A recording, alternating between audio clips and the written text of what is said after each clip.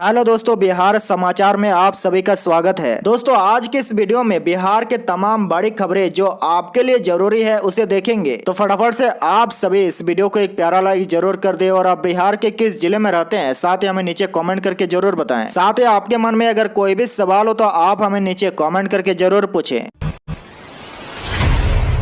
बड़ी खबर में देखिए, पूरे बिहार में भारी बारिश का अलर्ट जारी किया गया है। वहीं देखिए 15 अक्टूबर तक हो सकती है मानसून की विदाई। जी दोस्तों, देखिए बिहार में जाते जाते मानसून मेहरबान है। मौसम विभाग ने राज्य के 38 जिलों में बारिश होने की संभावना जताई है। राज्य के दक्षिण पूर्व, दक्षिण मध्य और उत्तर पूर्व भाग के कई जगहों पर बारिश हो सकती है। वहीं अन्य भाग में हल्की बारिश होने की संभावना जताई जा रही है। वहीं देखिए इस हफ्ते ही बिहार में मानसून की विदाई संभव है। साथ ही देखिए मौसम विभाग ने बिहार के सभी जिलों में अगले 24 घंटे तक भारी बारिश और बिजली को लेकर अलर्ट भी जारी कर दिया है।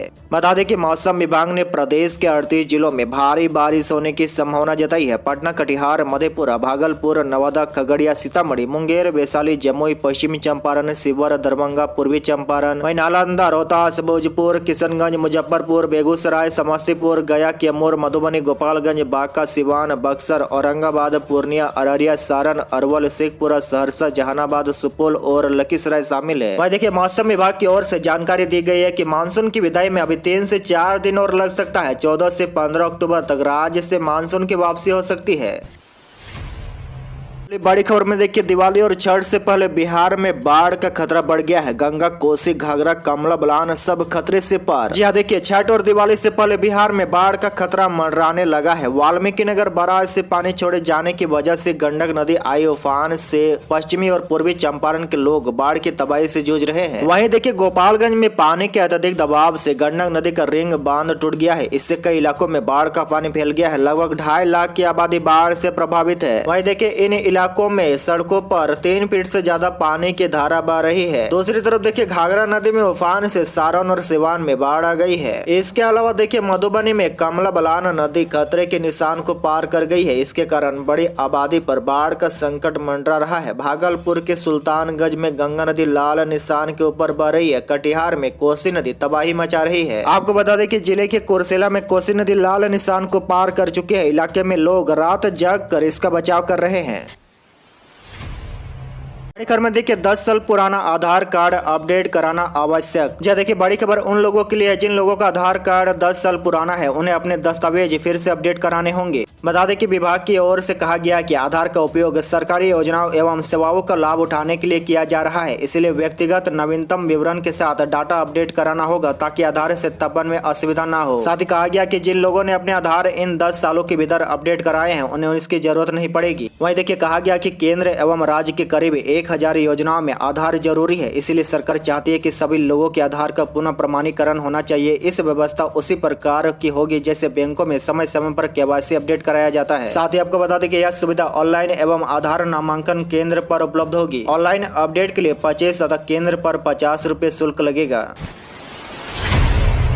में देखिए बिहार सरकार दिवाली से पहले 10,000 पदों पर शुरू करेगी बहाली। 1 सप्ताह में जारी होगा विज्ञापन। जी देखिए बिहार सरकार नौकरी देने के अपने एजेंडों पर तेजी से काम कर रही है। मुख्यमंत्री नीतीश कुमार और उप मुख्यमंत्री तेजस्वी यादव दोनों ने विभिन्न विभागों को अपने यहाँ खाली पड़े पदों को जल्द से जल्द भरने की प्रक्रिया शुरू करने का निर्देश दे रखा है। वहीं देखिए सरकार ने इसके लिए सभी विभागों को खाली पड़े पदों की सूची तैयार कर सरकार को भेजने का भी निर्देश दे रखा है। उसी आलोक में राजस्व एवं भूमि सुधार विभाग दीपावली से पहले 10,000 पदों पर बहाली शुरू कर देगा। वहीं आपको बता दें कि संविदा पर होने वाला यह बहाली फरवरी तक पूरी होगी। इसके तहत 8200 पद आमीन के हैं और बाकी पद विशेष सर्वेक्षण सहायक, बंदोबस्त पदाधिकारी, कानूनगो व लिपिक के हैं। वहीं देखिए 1 साल के शुरू में पूरे बिहार में एक साथ भूमि सर्वेक्षण का काम शुरू कर 2024 के खत्म होने तक पूरा कर लेना है। इसीलिए 1 सप्ताह के अंदर पद व रिक्तवार विज्ञापन जारी करने का लक्ष्य तय किया गया है।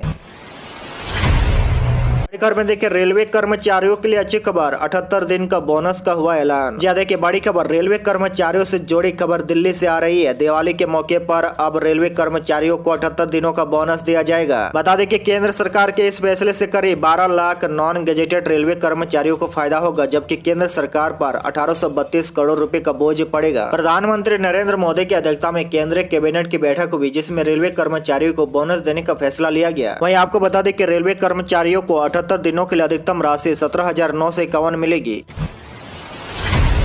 बड़ी खबर में देखिए गोपालगंज विधानसभा उपचुनाव में ओबीसी की पार्टी AIMIM ने उम्मीदवार उतारने का किया ऐलान। जी देखिए बिहार में मोकामा और गोपालगंज विधानसभा क्षेत्र में उपचुनाव होने वाले हैं। तो वहीं गोपालगंज सीट पर महागठबंधन और बीजेपी के खिलाफ AIMIM ने उम्मीदवार उतारने का ऐलान किया है। ऐसे में गोपालगंज सीट पर उपचुनाव रोचक होने वाला है। आपको बता दें कि महागठबंधन बीजेपी और BSP ने दोनों सीटों को लेकर अपने अपने प्रत्याशियों को मैदान में उतार दिया है। वहीं देखिए अब ओबीसी की पार्टी के प्रदेश अध्यक्ष अख्तरुल ईमान ने गोपालगंज से पार्टी का उम्मीदवार उतारे जाने की घोषणा भी कर दी है। बड़ी खबर में देखिए बिहार से झारखंड जाना अब हुआ और आसान। रांची आरा एक्सप्रेस अब हफ्ते में 3 दिन RK सिंह करेंगे शुभारंभ। जी देखिए बिहार से झारखंड की यात्रा अब पहले से आसान हो जाएगी। ट्रेन नंबर 18639 और 18640 रांची आरा रांची एक्सप्रेस अब हफ्ते में 1 दिन की जगह 3 दिन चलेगी। वहीं देखिए पूर्व मध्य रेलवे ने आज से इस ट्रेन का परिचालन हफ्ते में 3 दिन करने का निर्णय लिया है।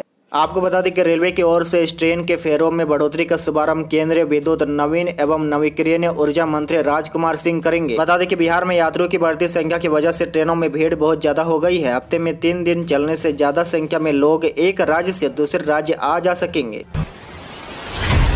बड़ी खबर में देखिए विधानसभा उपचुनाव में डिप्टी सीएम तेजस्वी यादव को उनके अपने ही मामी ने दी चुनौती। RJD प्रत्याशी के खिलाफ गोपालगंज सीट से दाखिल किया नामांकन। जी हाँ देखिए बिहार में 2 सीटों पर विधानसभा का उपचुनाव हो रहा है। इसको लेकर भाजपा और महागठबंधन के दलों ने प्रत्याशियों का ऐलान कर दिया है। अब गोपालगंज सीट पर डिप्टी सीएम तेजस्वी की मामी ने भी चुनाव लड़ने का फैसला कर लिया है। उन्होंने बसपा के टिकट पर कल नामांकन दाखिल किया। लालू यादव की पार्टी राजद के उम्मीदवार को लालू यादव के ही करीबों से चुनौती मिल रही है। बता दें कि बुधवार को गोपालगंज सीट से उपचुनाव के लिए पूर्व सांसद अनिरुद्ध प्रसाद उर्फ साधु यादव की पत्नी इंदिरा यादव ने बसपा से नामांकन किया है। वहीं आपको बता दें कि इंदिरा यादव राजद सुप्रीमो लालू प्रसाद की सरज और डिप्टी सीएम तेजस्वी यादव की मामी इंदिरा यादव ने नामांकन के बाद लालू प्रसाद और राबड़ी देवी पर एक बयान देकर भाजपा और महागठबंधन प्रत्याशियों के समीकरण को बदल दिया है। इंदिरा यादव ने कहा कि गोपालगंज में विकास चुनाव का मुद्दा होगा और नामांकन करने के बाद बड़े जीजा और दीदी से आशीर्वाद लेंगे। यानी इंदिरा देवी ने अपने जीजा राजद सुप्रीमो लालू प्रसाद और पूर्व सीएम राबड़ी देवी से आशीर्वाद मांगा है।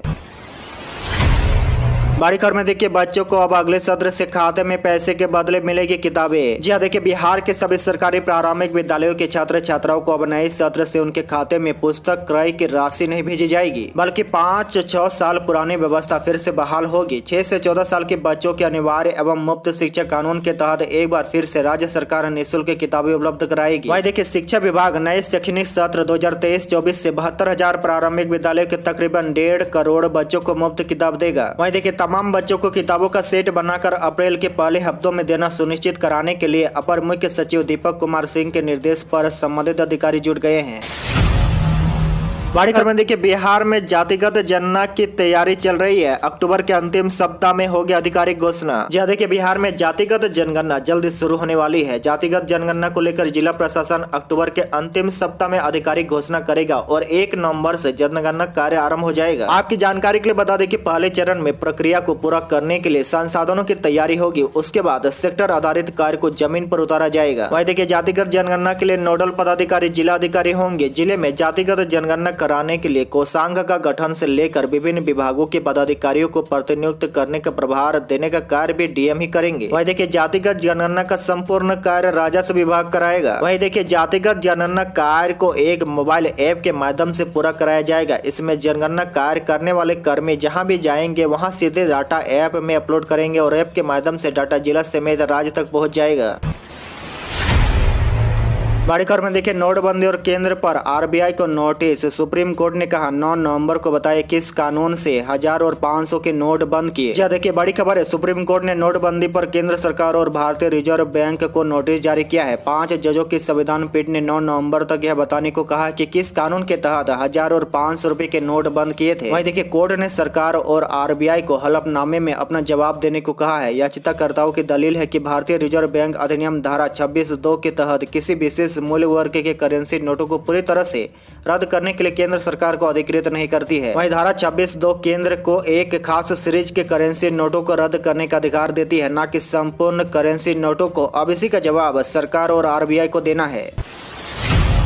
अगर मैं देखिए शेयर करने वालों के लिए खुशखबरी है। वाल्मीकि टाइगर रिजर्व में 1 नवंबर से अब जा सकेंगे पर्यटक। मानसून के अंत में लगातार बारिश से जंगल में जमा है पानी, रास्ते भी खराब। जी देखिए बड़ी खबर है, वाल्मीकि टाइगर रिजर्व का पर्यटन सत्र इस बार बारिश के कारण 1 नवंबर से शुरू होगा। यह हर वर्ष 15 अक्टूबर को शुरू हो जाता है और 15 जून तक चलता है। इस दौरान पर्यटक जंगल सफारी और बोटिंग का आनंद नहीं उठा पाते हैं, लेकिन कभी कभी मौसम अनुकूल नहीं रहने के कारण पर्यटन सत्र की शुरुआत में देरी होती है। इस वर्ष लगातार हो रही बारिश के कारण 15 अक्टूबर से बढ़ाकर समय 1 नवंबर कर दिया गया है। वहीं देखिए इसको लेकर भेटियार प्रशासन ने तैयारी शुरू कर दिया। लगातार हो रही बारिश के कारण जंगल के बीच रास्ते दुरुस्त कराने में दिक्कत आ रही है। इसे देखते हुए वन प्रशासन ने पर्यटन सत्र 1 नवंबर से शुरू करने का फैसला लिया है।